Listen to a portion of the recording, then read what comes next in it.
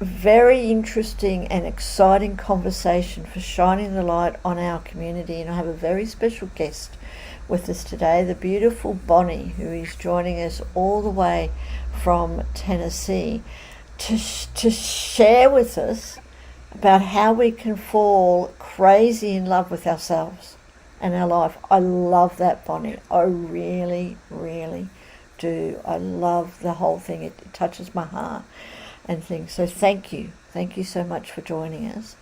Let me Well, thank just you for read. having me. No problem. Let me just introduce you a little bit because then I want to get into your story. Your story. Okay. So, Bonnie Ewer is an insightful and enthusiastic speaker and trainer with more than 7 years of experience as a life coach. Love that. And you work with individual groups and teams to help them rebuild their relationships with themselves and fall crazy in love with life. And that, Bonnie, is a big thing because, especially in today's world, Mm. we are so affected by everything that's going on in the world. It's very rare to connect with someone who is crazy in love with life, really. So Yeah. yeah. So I said, welcome and tell us a little bit about yourself. Tell us a bit about your journey and how you got to where you are now to helping other people to fall in love with your life. Well, my journey, I had what I guess you'd call the turbulent teenage years, childhood teenage years, but the real beginning of it um, happened in 2010. It was Easter morning. I lived with my parents, my husband and my three young kids and I. We lived with my parents in their basement. And that morning had been recorded, and I didn't know until later that afternoon when my 4 year old daughter ran up to me and she was telling me that I was on Grandpa's TV. She kept begging me to come see and come see. And I turned and I told her, no, I've got things to do. And I was just thinking of all the chores that I had to get done, the laundry, the vacuuming. And our house wasn't messy. We weren't messy people, but it was just this thing that I had to do because that's how I felt important, valued, right? So she started to cry, and I became desperate to get her to stop. So I agreed to go watch Grandpa's TV, also known as a tablet. And I sat her down on my lap. We sat on the couch. My stepfather sat next to me with my other two kiddos on his lap. And I looked straight forward and I was thinking of all the other things I'd much rather be doing. The last thing I wanted to do was to watch a video of myself, something I had already experienced. And so I'm just looking forward and I start to see the events play out on his tablet. And I'm seeing it in my peripheral. And it was as though someone took my face and just pulled me down and just pulled my face toward it to watch. And what I saw was me at the kitchen sink, and my back was to the rest of the kitchen and the family.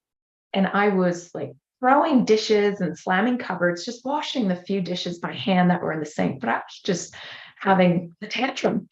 And my three kids were on the kitchen floor playing jacks with my mom.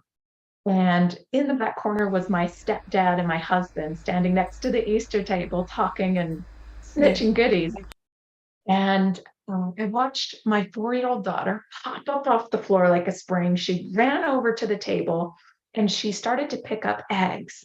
And she looked at it, she put it down, and she'd pick up another egg and she looked at it and she put it down.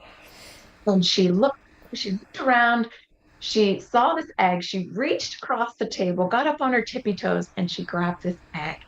She looked at it and she just lit up. She was so excited. She ran around the table. She came up to me with her hands outreached. She said, Mommy, I made this for you. And she's just dancing and dancing and so excited. She said, Mommy, I made this for you. And I'm ignoring her. And she's saying it over and over again. Finally, she says,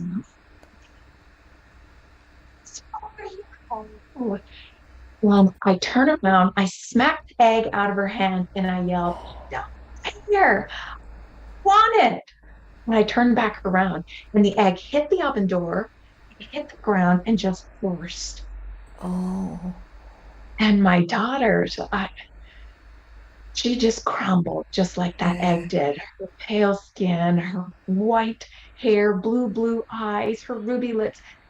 And she looked up at me and she looked at the pieces and she picked the big pieces of the egg up Like up. and she held them in her hand and she turned so I could see her in the video. She kissed her hands Oh, and she said something to the egg. And I needed to know what she said. And I'm turning the volume up on the tablet. And what did she just say? What did she just say? And as she walked past the tablet to leave the kitchen, trying not to cry, she said, "It's okay. Grammy says mommy loves me." yeah. And I was just like, Grammy says, when was the last time I told my kids I love them? I didn't know. I knew I did, but I didn't know when the last time it was I told them I loved them, when I played with them, when I read to them, when I, was excited to be with them because I was so stuck on this inner dialogue happening, this inner chaos that I was missing everything around me. And I was really confused because I thought, you know, I was told if you just smile, then you'll be happy. If you make sure the kids are fed and the husband's happy, you'll be happy. I was once tipping the scale at 300 pounds. I lost 150 pounds and I believed, oh, I got to lose the weight. Then I'll be happy. And that clearly wasn't the case. I was very unhappy. And four decisions came to mind because they'd been things I had thought about before. But in the moment, I was like, what is it? And the first one was I could go to the store and not come home and literally try to start my life again over somewhere else, Yes. right? Yes. Surely that would work. Um, I could take my own life. That was something that had crossed my mind so much and so often. I could stay the same and continue to wait for things to change. I Yeah. could wait for everyone else and the circumstances and everything to change, or I could change. I could change.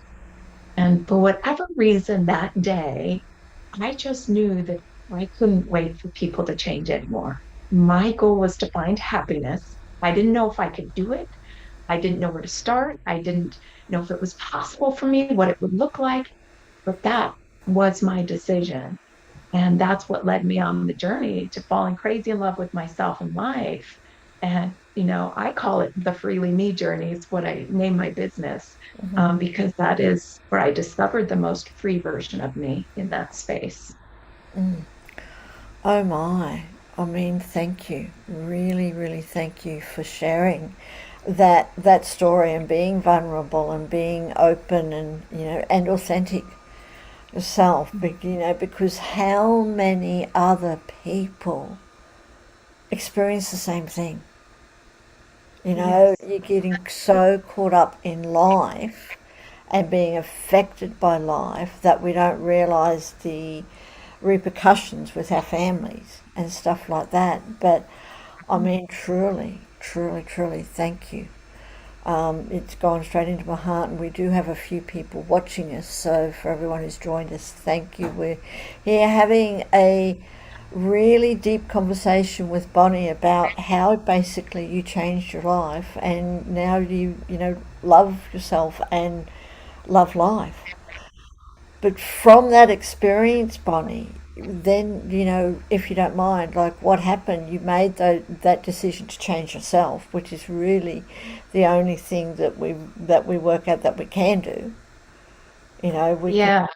run and we can try and wait for other things to change, but that doesn't happen. Um, so then, what steps did you take? One of the first things I did was I called my dad and I told him what had just happened. I was like, Dad, I'm going to change. Something's got to happen. I don't know what to do. And my dad was always this personal development guy, always had the talking tapes going when I was a kid. I hated getting in the car to hear dad's talking tapes. No idea what it was. Um, but he made the simple suggestion. He said, let me, or he said, what would it be if I started reading to you just 15 minutes a day? And when he said that, I just was like, did you just hear anything I just said? Like, I'm desperate to find happiness and you want to read to me? You're crazy.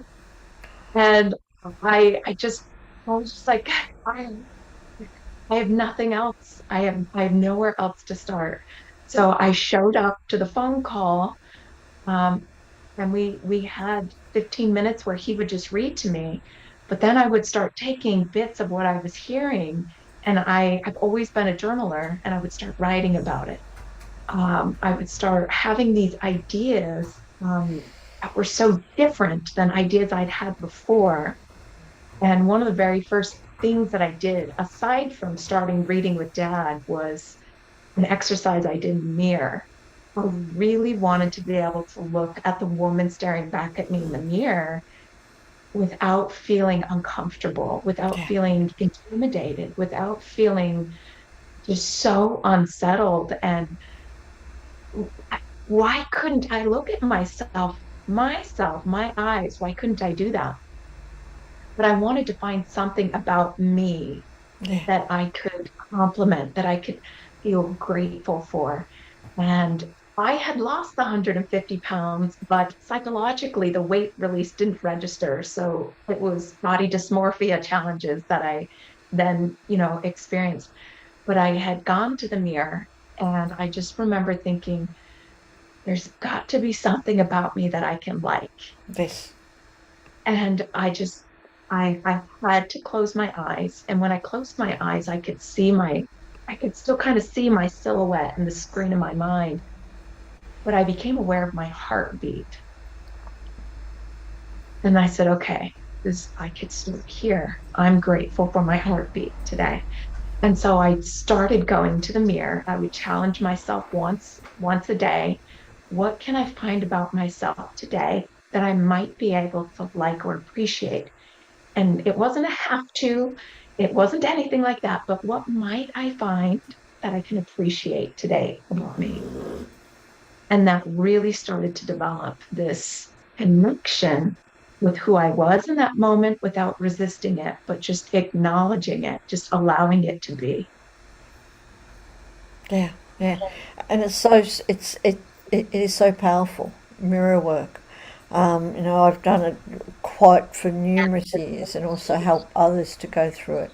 It's one of the most powerful things you can do when you can look at yourself into your eyes and really tell yourself that you love and appreciate. It's a wonderful story, like a truly, truly wonderful story. So again, thank you for sharing it. And I'd just like to honour you.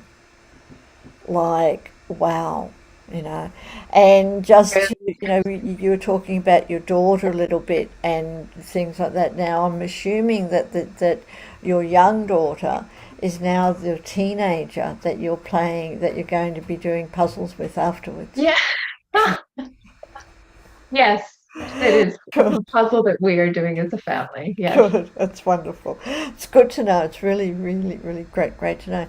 And what other things, Bonnie, do you help other people, or can you suggest that people can do to help us to really fall in love with ourselves in our life? Like, there's so much that and I'm sure you come across so many people who go, I don't love myself. I can't. How can I love myself? Because we always look at all at our faults. We're very easy to look at our faults, but to do something like you do, to stand in front of the mirror and to start to find things to appreciate about yourself, can be very confronting. So, is Mhm. there anything else that you can suggest? I use two universal laws, Yes. and you can intertwine these into any area of your life, especially when you find yourself resisting something that you don't want to happen. And they are: what you resist persists, Yes. and that what you focus on expands. So, decision is important here. I had made the decision that I was going to change, that I was going to experience happiness. Decision gave me something different to focus on. It helped me to expand that in my life, but also knowing that the chatter in my head wasn't actually me. It was versions of myself from the past trying Yes. to keep me safe from re-experiencing the pain. And this is key because you said something. I just can't love myself.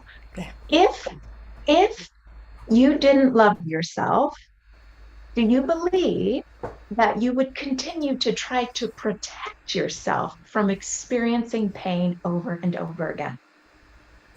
Hmm. So you must, at one One point, when you point. chop it all down, you are radically loving yourself, wrapping yourself up, trying to protect yourself from experiencing this pain again. Yes. So, yes, you absolutely 100% do love yourself. It just doesn't come across as love because you're holding yourself so tightly. You're suppressing yourself now. But you most definitely do at your core love yourself. Mm. So, all the chatter, you've got this past version of you trying to protect you from moving into this next direction, unfolding into this version of yourself you really want to become. You've got your heart. I call it getting the mindset and the heart set to work together instead of against each other. You've got your heart kind of doing this encouraging and inspiring, like, come on, just give it a try, just move into the unknown. And then you've got the primal side of you that's saying, this might take a little bit too much energy. Let's just go ahead and stay where we're at. Everything's just fine, right? So you've got like these three different voices going on in your head, and it feels like it's just spinning. And you start to get really frustrated or really overwhelmed. Anytime we experience discomfort, whether it be confusion or overwhelm or emotional pain, physical pain, whatever it is, our body naturally tries to resist it or Yes. avoid it. So naturally, that voice that's telling you don't go into the unknown or don't go do that thing, it's doing its job. So instead of trying to get those voices, just shush, would you just go away? Instead of trying to fight them, let them come and acknowledge them Acknowledge because them. what you resist persists. Persists. And how you can do this acknowledgement. For me, it sounded like this. Oh, I hear you. I hear you. I know what you're trying to do. Thank you for doing your job, trying to keep me safe and comfortable and to protect me. But I've made the decision to find happiness and to change. And I'm going to try that instead. Mm. So I'm not fighting it anymore. I'm acknowledging it Acknowledging it. and I'm re-guiding it. Mm. Once you get rid of that fight, the resistance starts to dissolve and it doesn't have such a grip on you anymore. So that which you resist persists Just, and what you focus on expands.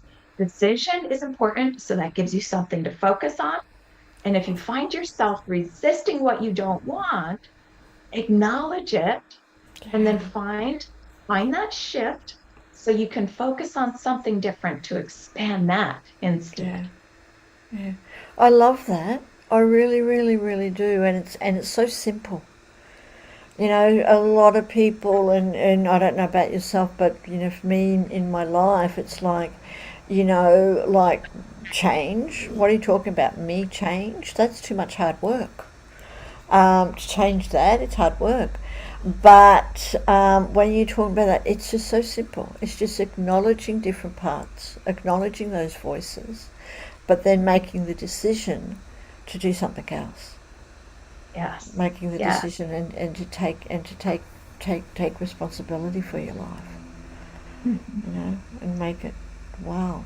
And can you describe? Is there anything that you'd like to share that how your life has changed? When I, there's another piece, Yeah. really, when I learned that the topic, my thought activated my imagination.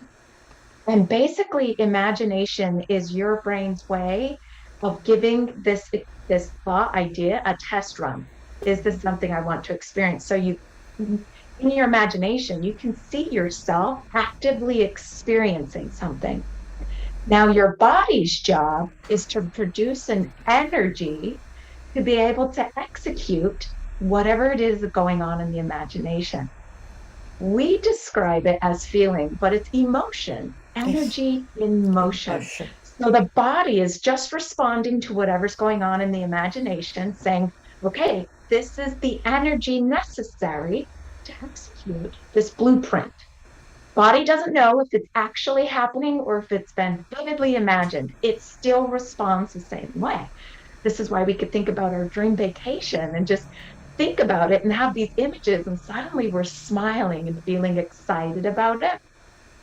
Well, the same thing happens whenever you can think about this future experience you want to have, and you find yourself in that future experience. That version of you is key. I call her your next level self or your higher self. She's already gone through everything you've gone through. So she's far wiser, more developed than you are. So you kind of take that version of yourself and you start writing out a description, a character profile of her, if you will.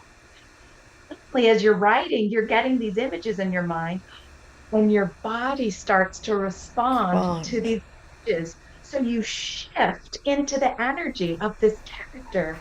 Your body begins to believe this is you. So Stella Adler says she wrote this wonderful book, The Art of Acting, and she said this is the art of acting, becoming the character. So the body doesn't know that this version of you that you're imagining isn't actually you. So you notice your body language changing, your posture shifting, your energy, even your perspectives on life, the way you start thinking about challenges, problem, everything begins to shift. So what really kicked in for me is when I could take that version of myself, and at first it was kind of hard to see her, but I could sense her somehow. I just knew. And if I started writing this description, then I started feeling and generating this power, this energy, and begin your day in that energy. But you've got to show up for yourself every day, Yes. every day. Because let me ask you, if you have a date with somebody Mm-hmm. and you show up to that time and that date and Mm-hmm. that agreement and they don't show up, how are you going to feel? Mm. Yeah, you're So, going to be like, what happened? And you yes. talk to them and they said, well, I just didn't feel like it, or things started happening. You'd be like, okay, I'll one more try maybe. And you go to the dating, the time, and everything that's been scheduled, and they don't show up Show up again. again. Now you're getting really frustrated and you're like, gosh, I'm gosh, we're, believing. Well, why is it okay to do that to But to yourself? yourself. Mm. I know. So It's you've so true, isn't it? got to show up for yourself. Yes. Yes. Connect with that version of you daily and retrain your body and your mind of the version you want to be, not who you were conditioned to be. So this is pulling you out of who you were conditioned to be and merging you into who you really are. Mm. I love that. I really, really love that, and thank you for sharing it. And it makes so much sense. You know, even if it comes down to having to schedule a date with yourself, Yes. and to follow through on showing up for yourself, because that would, strengthen everything, strengthen the love that you have for yourself. Love it, and I love it. So you actually help people to go through this process that you've been through. Yes. So I have a 6 month program and I also have a 3 month program. One is called the Inner Talk Boot Camp. That's the shorter one.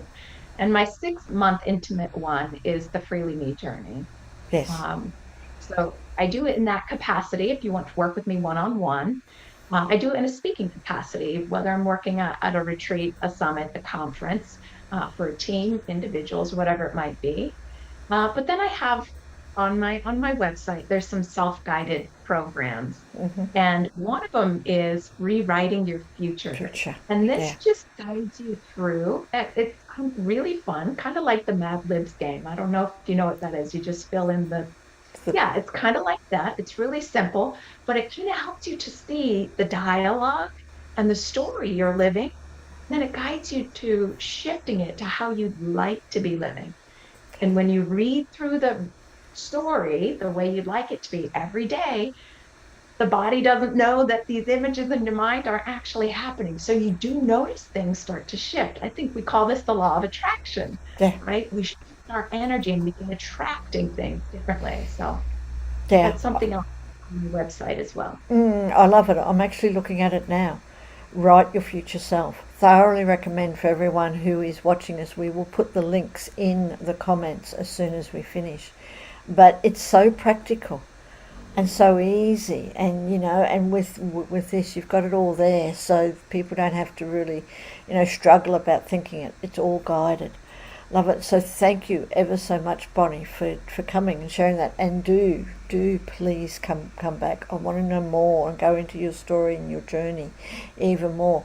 But before we do go, can I ask you, with everything that you've gone through in your life, and now where you are now, if you could leave a legacy, a legacy for your daughters and their daughters, a legacy for all the future generations, in how to really, fall in love with yourself, crazily fall in love with yourself and with life, what legacy would that be?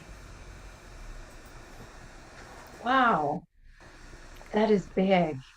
Honestly, I I would just really love to be able to leave a legacy of teaching people to trust life, trust the signs, trust their gut, trust the intuition, and trust that they're absolutely loved and supported all the time.